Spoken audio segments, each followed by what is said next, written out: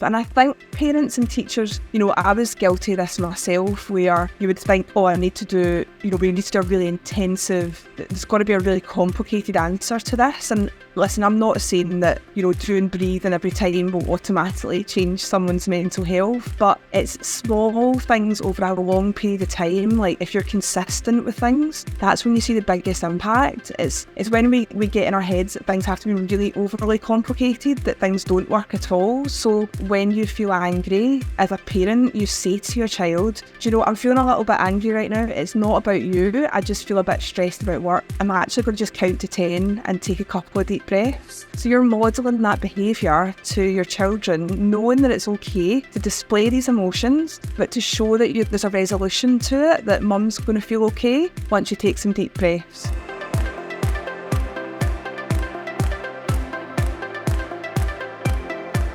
So today I'm joined by Karen Gibb, all the way from Scotland. So thank you very much for joining us. And you've got this really interesting concept, which I saw on LinkedIn, which is Mind Marvels, which is it's about empowering children to discover inner calm. And you do it in schools and nurseries, and it's got a mental health focus for kids, which I think is really, really interesting and a really unique thing which you offer. So maybe do you want to just tell us a little bit about yourself and introduce Mind Marvels to us?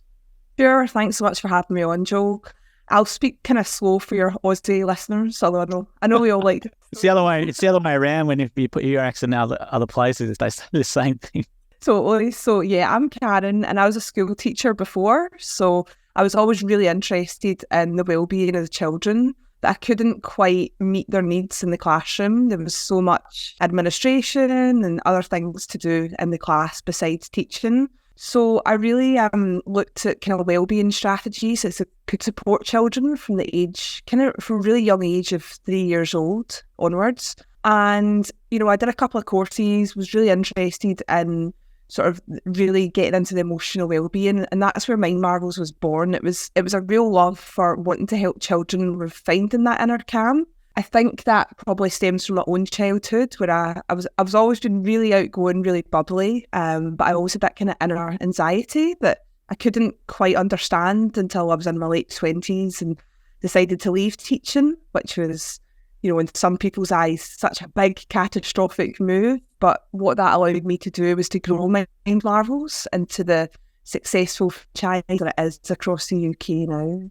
Yeah, it's a very impressive thing what you've done, and at such a young age as well, to do that in entrepreneurship and franchising. And I work for Australia's largest franchise here, so I know it's not easy. We've got around 5,150 franchisees, so I know a little bit about it, and I can appreciate how much of an effort is from you as a new startup in regards to it as well. It's really, really impressive. Yeah, it's massive, and it's a great achievement. There's so much more you can do in franchise. There is.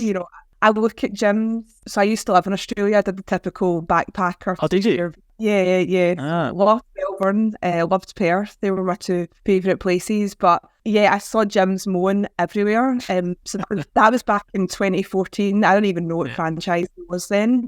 And that's all I thought gyms was. I didn't realise it has grown to it's insane now, the amount of services that gyms offer. But it's such a great model, and it really, if it's done right, if franchising's done right, it can really, really be so beneficial. And unfortunately, you get a few bad apples out there that really taint, the name of franchise, and people think it's a crazy pyramid scheme or something, If you're in Australia, Jim would actually love this. Jim's pretty big on mental health and something like this. He loves the tutoring sort of side and school teaching and stuff. So he would actually love something like what you're doing in Australia.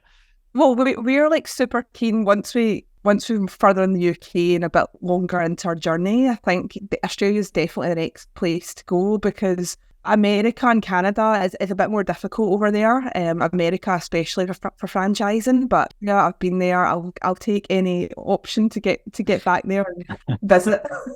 But we won't make this a plug for gyms, but I want to go back to how this all develops in regards to what you're doing. So you're being a school teacher, and there's so many things you guys have to do as it is, right? There's so many things you got to do. You got to teach the curriculum.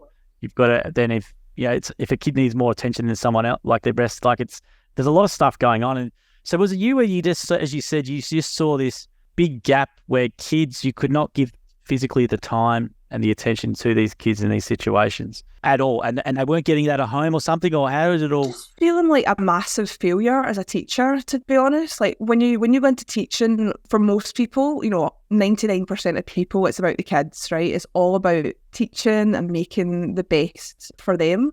And I just felt like I was missing something. Like the kids couldn't settle, they were restless, they would come in with like having big emotions, which obviously is absolutely fine, but they didn't know what to do with their emotions. They didn't know how to communicate when they had an issue. So instead it would come out in different behaviours that could be distressing, to themselves and to other kids and to the staff as well. So it really just got me thinking, like, and as a teacher, we'd have mental health specialists coming in, we'd have like assemblies where people would come from charities and stuff to showcase things, but nothing really hit the nail on the head. And that's where I got thinking about things. And this was probably like 2017, kind of into 2018. I discovered mindfulness. I discovered kind of some calming strategies for my own mental health.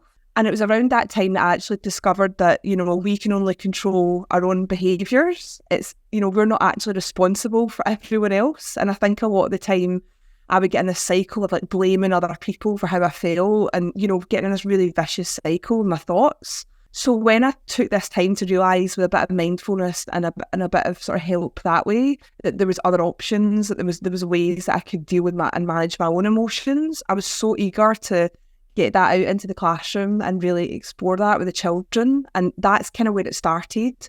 And then very quickly snowballed, and I realised, I could actually have a career or a business out of this, and I didn't know that was an option before. But how did it work in the early days? Was it something where, did you start in your own class, or did you go around to other schools, or how did you get this involved, and how did you start teaching it in this section?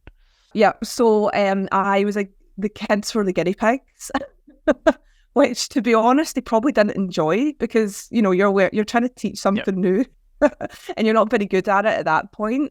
And then what I did was I left my permanent teaching job and started doing like supply, like substitute teaching, so that I could then choose my own hours. And I started going into other schools and delivering it. And I could see a real benefit, and I could see the teachers and the head teachers really wanted this for their own school, their own classes. And that's where the light bulb went, this could be a really good business opportunity that could help children. And I had no idea about franchising at that point. It was just me on my own. And that was, it was great for a while. But after a certain amount of time, it was like, how can I expand this?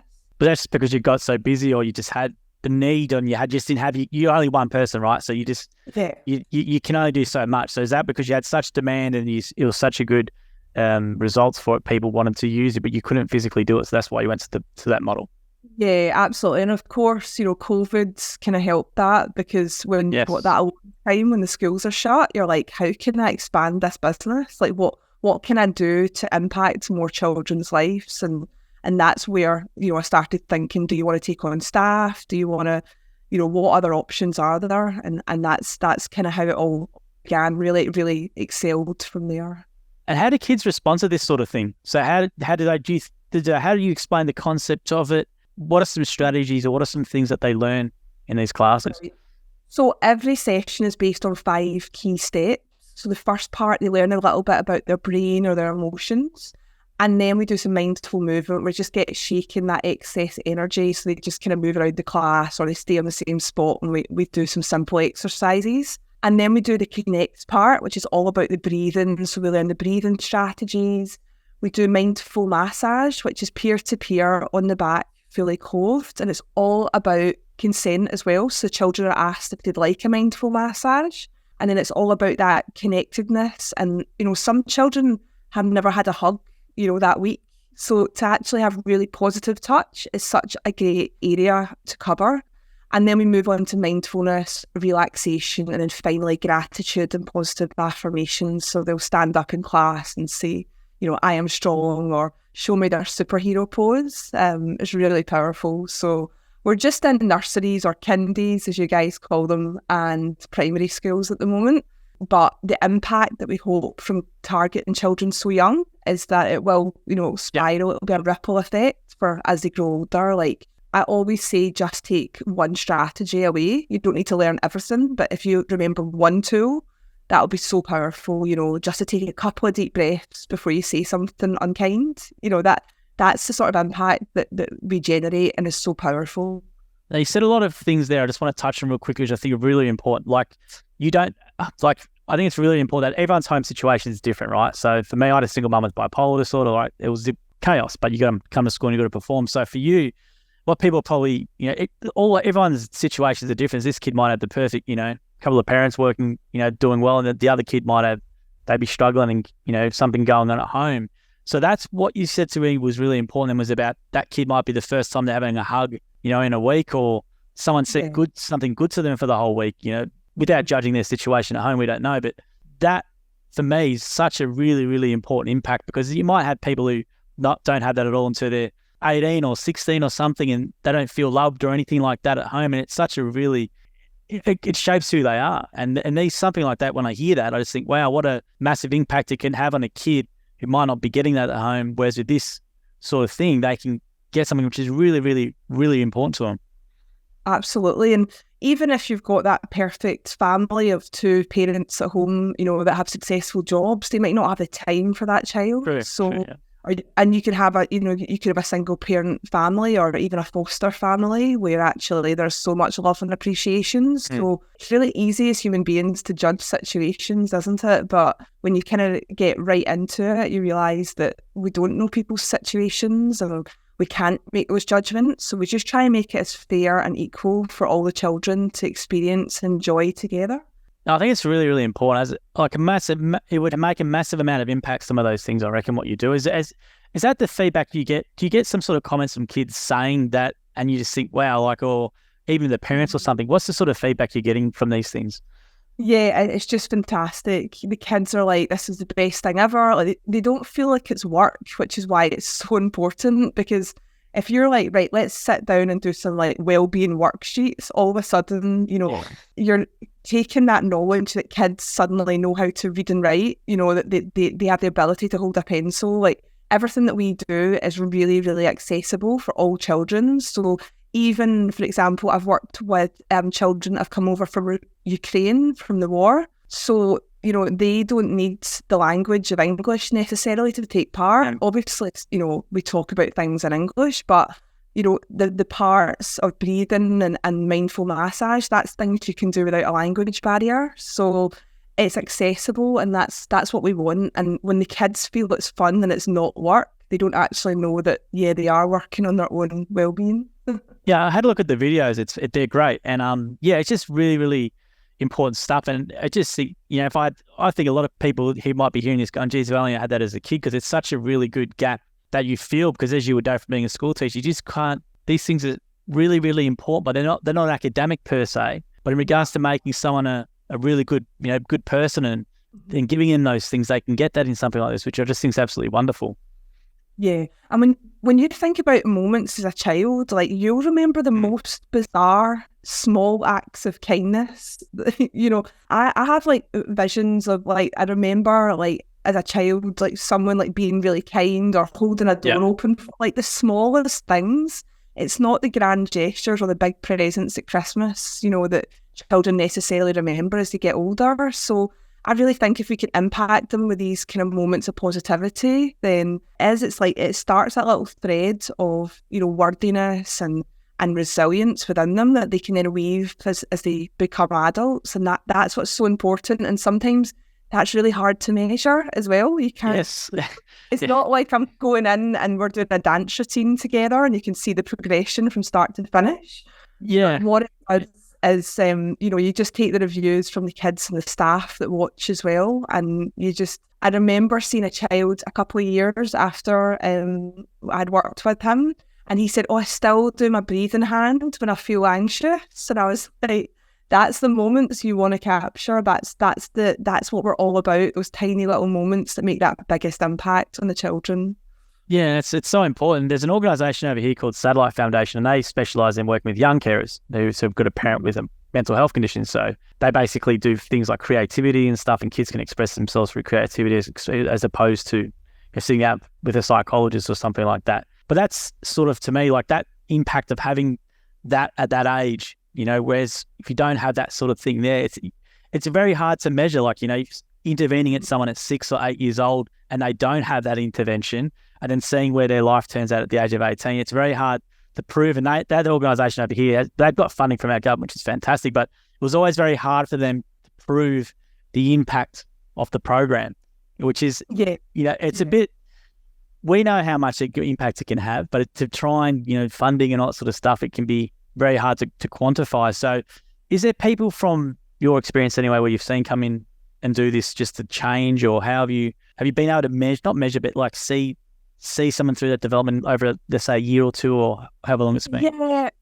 So what we do is we have a QR code system. So we give every child a QR code, and it has A, B, C, D around it. So what we can do is we ask multiple choice questions, and the kids rotate the card to which answer is most applicable to them. Yeah. So make things like, how did Mind Marvels make you feel today? A, calm, B, sad, whatever. So hopefully most of the children turn it to A, and it's quite anonymous. It's quite discreet in the class. The letters are quite small around it.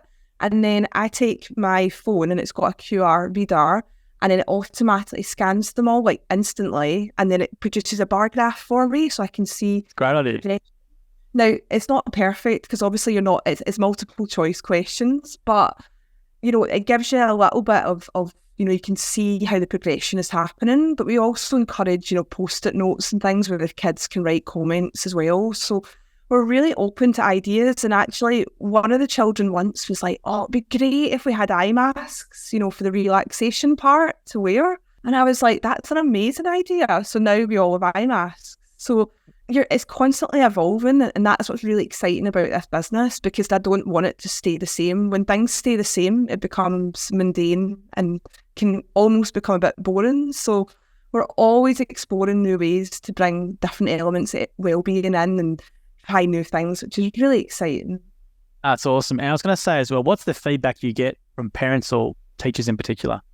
Yeah, really positive. And I think parents and teachers, I was guilty of this myself, where you would think, oh, I need to do, we need to do a really intensive, there's got to be a really complicated answer to this. And listen, I'm not saying that, doing breathing every time will automatically change someone's mental health, but it's small things over a long period of time. Like if you're consistent with things, that's when you see the biggest impact. It's when we get in our heads that things have to be really overly complicated, that things don't work at all. So what about, when you feel angry as a parent, you say to your child, I'm feeling a little bit angry right now. It's not about you. I just feel a bit stressed about work. I'm actually going to just count to 10 and take a couple of deep breaths.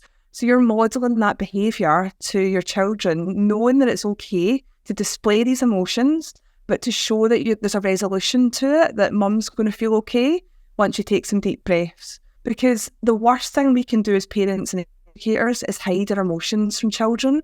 They're very intuitive. Like, they know when things are wrong. Like, you remember, like, as a kid, if mum wasn't well or something wasn't going right, like, you feel it inside. Like, we know. Oh, absolutely, yeah. Yeah. So I think as long as, we do it in a, we're not spilling everything to children, I think keeping them in the loop and being open about things is a massive help with our emotional well-being for them and for us, I think. And do you think now, just with the way the world is in terms of how fast it is, that something like this is basically a must now? Because I don't know, the school system in Australia is pretty backwards in this. They would not. You might occasionally, maybe in sports, you might have a teacher who's into yoga or something. You might want to do something like that, but other than that, it's pretty much straight academic, and there's nothing about emotional well-being or anything like that. So do the schools really understand how important it is what you do, or how important this stuff is? And do the kids also understand it? Yeah, great question. I think the schools definitely do, especially after COVID. They see the impact of the mental health that children have and the challenges that schools are facing. So I definitely think, the parents are very aware, and the schools are very aware as well, because obviously they're having all the children in together, so they're seeing that impact when children are having disagreements, or they're not able to find resolutions within their own friendship groups as well. So I think it's massively important, and I think over time you'll see that hopefully in Australia, but definitely in the UK, they're taking a bigger stance on mental health. I know that the Scottish Government have ring-fenced money specifically for mental health in schools, which is fantastic because it means that schools can fund services like ours and then get us in for a longer period of time too. Well, then how's the conversation with mental health in general in Scotland? Is there something where you've seen a big change, let's say in the last 10 or 5 years? Because I can imagine Scotland might be fairly similar in terms of Australia, in terms of the culture's obviously a little bit different, but like in terms of, let's say the men in both places, very blokey sort of, go to the pub for a beer and stuff and not really say much else. But how do you have, from your perspective over there, do you want to just tell us a bit about what's the landscape like? Yeah, I mean, if you look, if we're being honest, if you look at the suicide rates, it's still the biggest killer of, young men. Suicide is very prominent there. I think the language around mental health is becoming better. There's less stigma. I know in Australia you guys have men's sheds and we have something similar here. So that's becoming more popular as well. But I think people are talking about it more, but I still see it's a lot of female orientated, whilst I still feel men have a way to go. But I think things are improving, and I really hope in Australia that things kind of improve as well, because we can't continue as we're going. And the only way to improve is to open up, to talk about our feelings, to not be afraid to ask for help. And I think if these services are available easily, then it becomes like just asking to go to the doctor in general. It's like, I just need some mental health.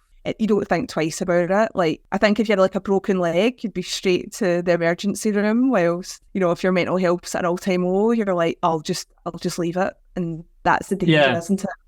I think what we do is we try to not come in at that point. We are starting the kids very young in the hope that they bring these strategies into adulthood. And so when they have these moments of real distress, they have a couple of tools that they can use alongside talking to people and, perhaps other therapies if needed as well. Yeah, it's a really good preventative thing. And just making kids aware of that at such an early age when they're so impressionable is such a really good tool and could really change the course of someone's life. And so that a saving to an economy, changing someone here as opposed to down the track and then you've got all this stuff and stuff. I just think it's really important what you do. And how does it work in regards to, is it something where you're doing a whole class, or is it just certain kids, or how does it all work with these classes? So we usually do whole classes, so around 30 children as a maximum, but we can also do sort of smaller targeted groups.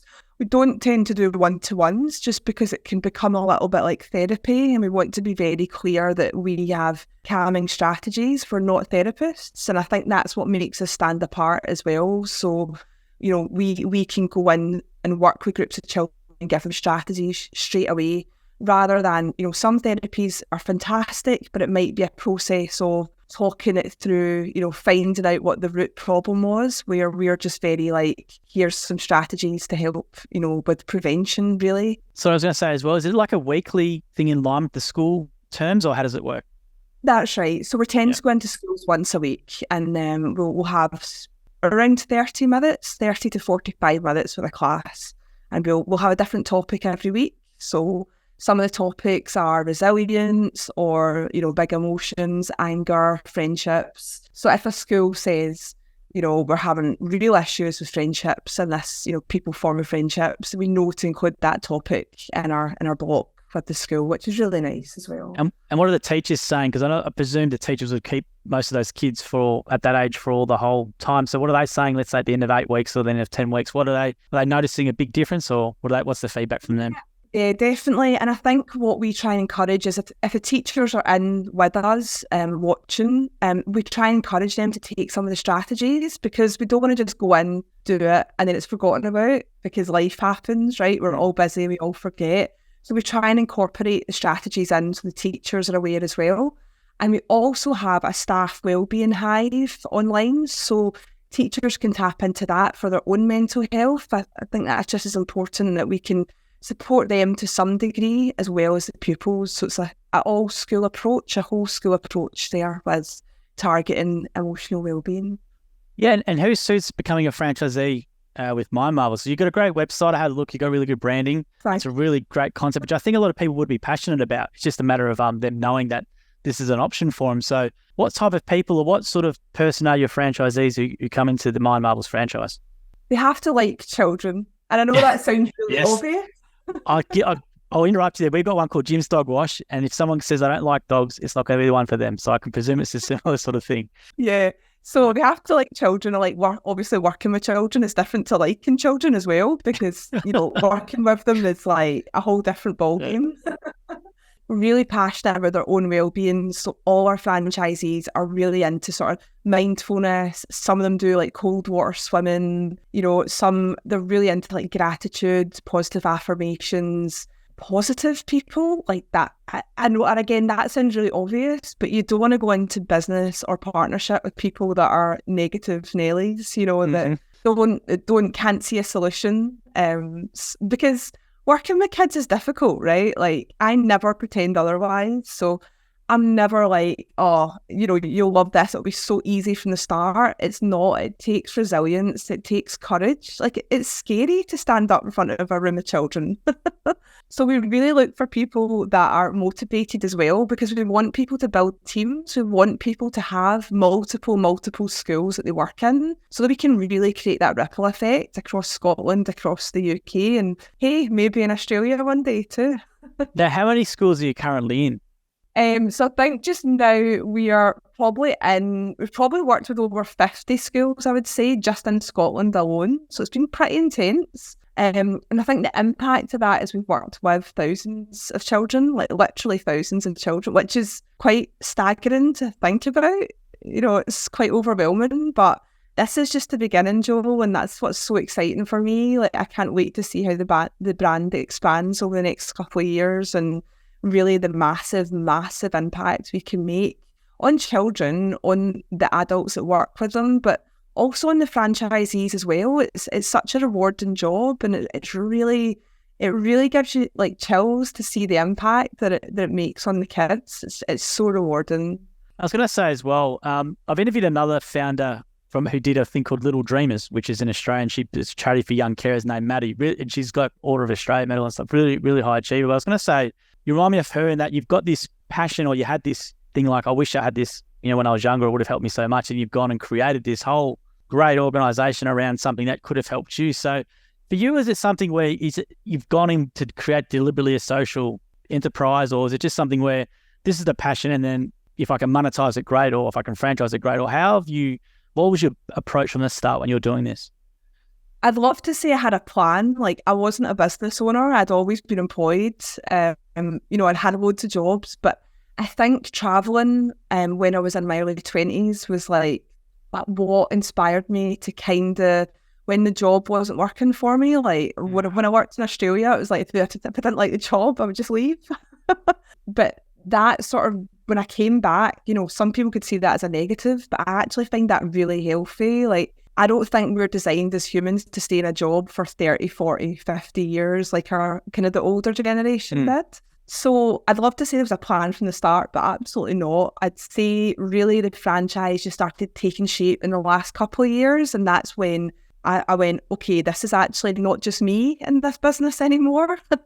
So I need to have a business plan, a strategy, a marketing plan. You know, I need to be concise with what I'm doing now, because it doesn't just affect myself. So it has grown out of, I'd say, total love for what I do. But then I've had to put the business goggles on and go, right, how do I actually make this work as a viable business?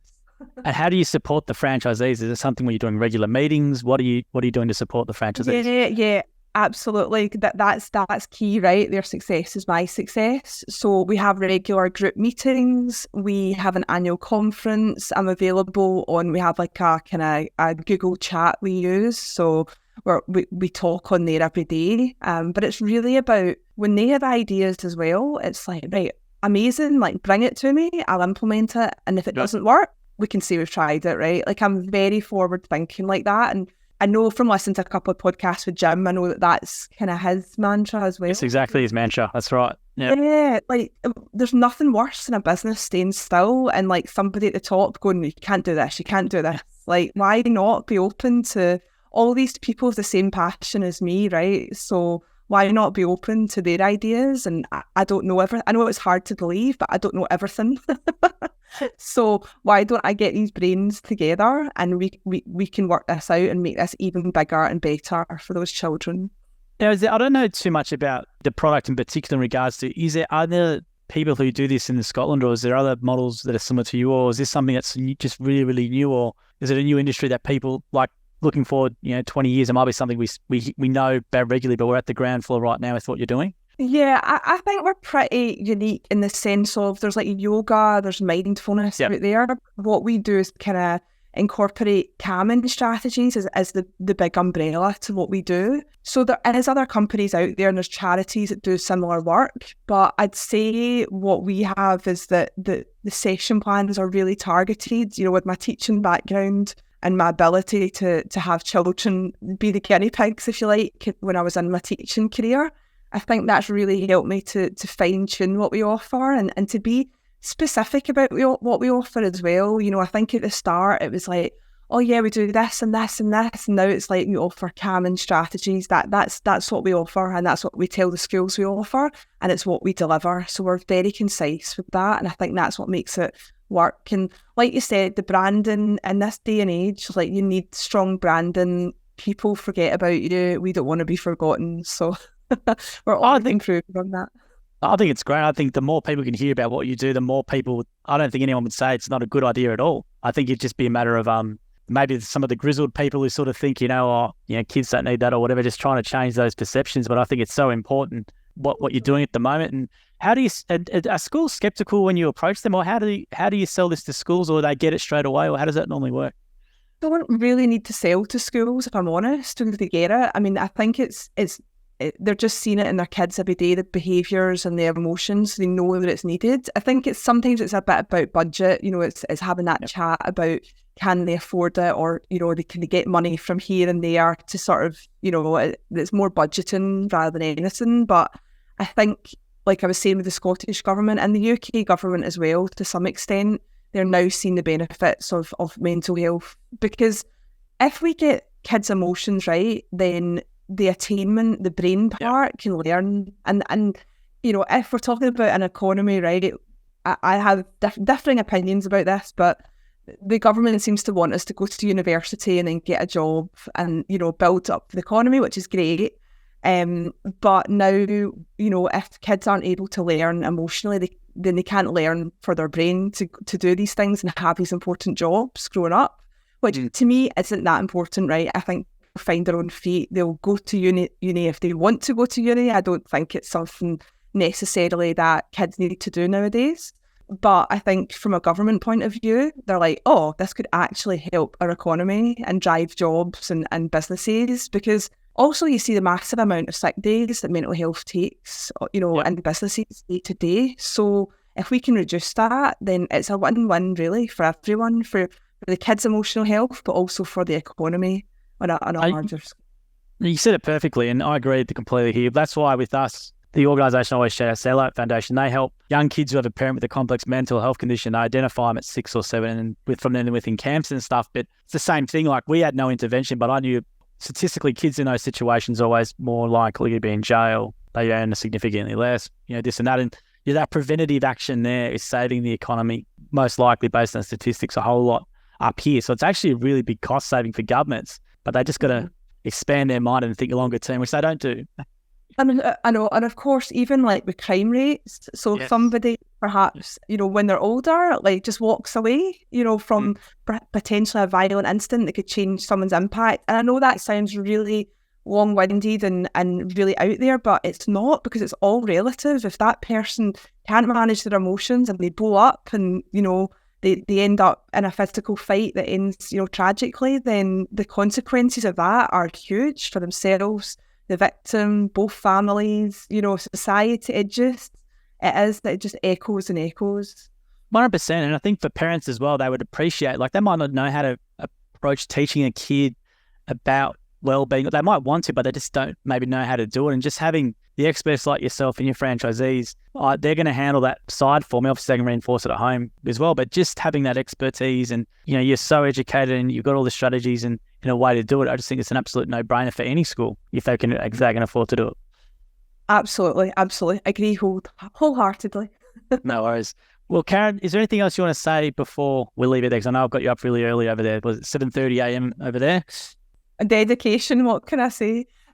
No, just a huge thank you, and I'm really grateful that we can talk about this over two continents as well. How exciting that we can Yes. explore the opportunities of Mind Marvels, and of course, if anyone is interested, just come find us. We're really easy to find online. Yeah, no, I think what you've done is fantastic. You're a young entrepreneur. You've seen a massive problem, and it's a social problem as well. And you've gone in there, and you're solving it, and which I think is really, really commendable. And I can see this thing blowing up. There's one other lady, the lady over here called Little Dreamers, Madeline as well. He's sort of had a similar sort of thing. Young person gone into this sort of social entrepreneurship and has a massive organisation. I think you could do something really, really similar. It's going to be impressive to see what you do. I'm looking really forward to following your progress. And yeah, you got the branding on point. Your video is fantastic, and your offering is so needed. And hopefully, a bit more attention can come your way in Scotland as well.